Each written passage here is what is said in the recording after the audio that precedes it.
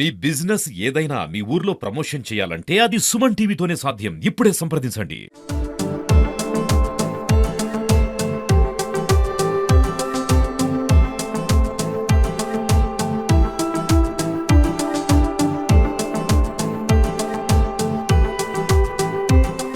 Hi, welcome to సుమండి. ఇప్పుడైతే మనం శ్రీశైలం సుండిపేట బయో ల్యాబ్ లో ఉన్నాం. బయో ల్యాబ్ లో చూస్తున్నట్టయితే ఎన్నో రకమైన జంతువులు మరియు ఎన్నో రకమైన పక్షులు, ఎన్నో రకమైన జీవరాశులు ఇక్కడైతే మన ముందు కనిపిస్తున్నాయి. మనం అయితే ఇక్కడ చూస్తున్నట్టయితే సంబంధించి ఇది ఒక జంతువు సంబంధించిన ఎముకలు మరియు జంతువు సంబంధించిన ఎన్నో ఉన్నాయి. ఇక్కడైతే ఒక గైడ్ ద్వారా మనము దీని గురించి తెలుసుకునే ప్రయత్నం చేద్దాం. ఒకసారి వాళ్ళతో మాట్లాడే మనం ప్రయత్నం చేద్దాం.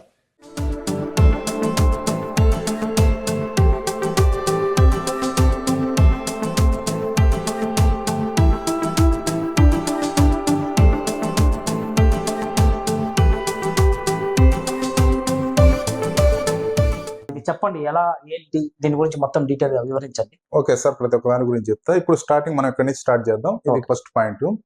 ఇది హార్నెట్ వ్యాస్పినేట్ అంటాం. హార్నెట్ వ్యాస్పినేట్ అంటే సేమ్ కంతిరీగల చుట్టే, కాకపోతే ఇంటీరియర్ పార్ట్, ఆ కంతిరీగల చుట్టూ మొత్తం ఉండే లేయర్ తీసేసి లోపల ఉండే పార్ట్ మాత్రం ఇక్కడ డిస్ప్లే చేసాం. ఇది ఎలా ఉంటుందంటే మనకి ఒక అపార్ట్మెంట్ లాగా ఉంటుంది. అండ్ అపార్ట్మెంట్ కి మధ్య మనకు చిన్న చిన్న పిల్లర్స్ లాంటి కనెక్షన్ ఉంటుంది. దీని నుంచే మనము ఇంజనీరింగ్ అనేది నేర్చుకున్నాం. వీటినే మాస్టర్ ఆఫ్ ఇంజనీర్స్ అంటాం ఈ కంతిరీగల్ని. నెక్స్ట్ వచ్చేసి హనీ బ్యాడ్జర్. హనీ బ్యాడ్జర్ అంటే పురిటి బంటి అంటాం. పురిటి బంటి అంటే మనకు ఎలుగు బంటి లాగా ఉంటుంది, కానీ చిన్న సైజులో ఉంటుంది.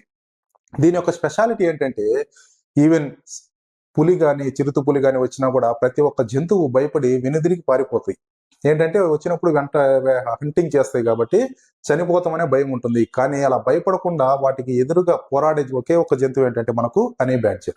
ఇదేంటంటే దీనిపైన మనకు సిల్వర్ కలర్ లో ఒక ప్యాచ్ అనేది ఉంటుంది మొత్తం వీపు మీద. ఇది ఎంత స్ట్రాంగ్ గా ఉంటుంది అంటే ఈవెన్ పులి పంజే వేసి లాగినా కూడా అది ఎటువంటి డ్యామేజ్ కాదు. అందుకని ఇది ప్రతి ఒక్క జంతువు కూడా తిరిగి ప్రతిఘటించగలిగే సామర్థ్యం అనేది ఉంటుంది. నెక్స్ట్ ఇది వచ్చేసి మనకు డాల్ఫిన్.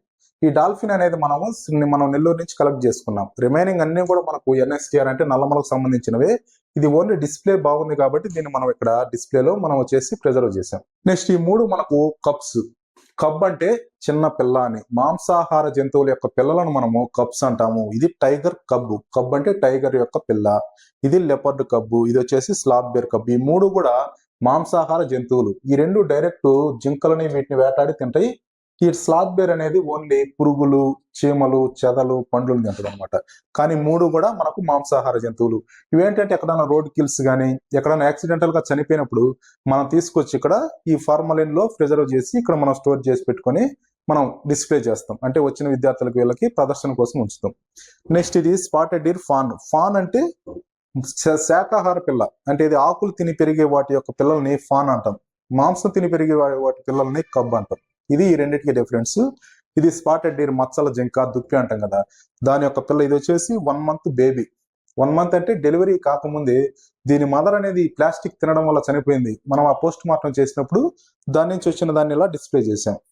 ఇది వచ్చేసి డెలివరీ అయిన తర్వాత ఈ యాక్సిడెంటల్ గా ఏదన్నా కారు ఏదో గుద్ది చనిపోవడం వల్ల ఇది మనకు దొరికింది అనమాట. ఈ రెండు కూడా స్పాటెడ్ డీర్ యొక్క ఫాన్స్ అనమాట. నెక్స్ట్ ఇది వచ్చేసి రస్టీ స్పాటెడ్ క్యాట్. క్యాట్స్ లో మనకి మొత్తం 4 types ఉంటాయి. అంటే జంగు బిల్ అంటాం కదా, అలా వచ్చేసి ఫిషింగ్ క్యాట్. నెక్స్ట్ వచ్చేసి జంగిల్ క్యాట్. నెక్స్ట్ వచ్చేసి రస్టీ స్పాటెడ్ క్యాట్. ఇంకొక క్యాట్ అనేది ఉంది. ఈ రస్టీ స్పాటెడ్ క్యాట్ అనేది మనకు రెగ్యులర్ కనపడుతుంది. అంటే మచ్చలు అనేటివి రస్టీ అంటే చిన్న మనకు త్రుప్పు పెట్టిన మచ్చల్లాగా ఉంటాయి కాబట్టి దీన్ని రస్టీ స్పాటెడ్ క్యాట్ అంటాం. నెక్స్ట్ వచ్చేసి పామ్ సివెట్. పామ్ సివెట్ అంటే పునుగు పిల్లి అంటాం కదా. ఇది ఎక్కువగా తిరుమలలో చాలా పవిత్రంగా భావిస్తారు అనమాట. ఇక్కడ ఏంటంటే మనకు చాలా ఎక్కువగా ఉంటాయి, కానీ మనకు అంత పవిత్రంగా తీసుకుంది దీన్ని. ఇదేంటంటే సివెట్ అంటాం. సివెట్ కూడా 1 type of cat family. Next ఇక్కడ వచ్చేసి ఫిషింగ్ క్యాట్. ఫిషింగ్ క్యాట్ అంటే మనకు చేపలు పట్టే పిల్లి. ఇది చాలా రేర్ అనమాట. అంటే ఇప్పుడు దాదాపు నల్లమల్ల ఎక్కడ ఇది కనిపించడం లేదు, అంటే అంతరించిపోయినాయి. ఇవి ఎక్కువగా ఏంటంటే ఈ మన నదుల దగ్గర కానీ ఫిషింగ్ వలలు ఇవి వేయడం వల్ల అవి అక్కడ చిక్కుకొని చనిపోవడము, తర్వాత వచ్చేసి వాటి అక్కడ ఉండే విసర్జితాలు మలినాలు తినడం వల్ల చనిపోవడం అనేది జరుగుతుంది. ఇది జంగిల్ క్యాట్. ఇప్పుడు చెప్పింది ఈ ల్యాబ్ గురించి కంప్లీట్ ఇన్ఫర్మేషన్ అనేది. ఇది వచ్చేసి మన ప్రదర్శన కోసం ఉంటుంది. విద్యార్థులు కావచ్చు లేదా టూరిస్టులు కావచ్చు, ప్రతి ఒక్కరు ఇక్కడికి వస్తే మనకు ఇక్కడ గైడ్ అనే అతను అందుబాటులోనే ఉంటాడు. మొత్తం ప్రతి ఒక్క విషయం గురించి మనకు క్షుణ్ణంగా చెప్తుంది. దీనివల్ల ఏంటంటే ఎకలాజికల్ గా మనం ఎటువంటి మనస్తత్వంతో ఉండాలి, జంతువులను ఏ విధంగా కాపాడాలి, ఏ జంతువు యొక్క పని అంటే ప్రతి ఒక్క జంతువుకు స్పెసిఫిక్ వర్క్ అనేది ఉంటుంది. ఆ జంతువు యొక్క వర్క్ అనేది తెలియాలంటే మనం ఈ ల్యాబ్ను సందర్శించినట్లయితే ప్రతి ఒక్క విషయం అనేది మనకు తెలుస్తుంది.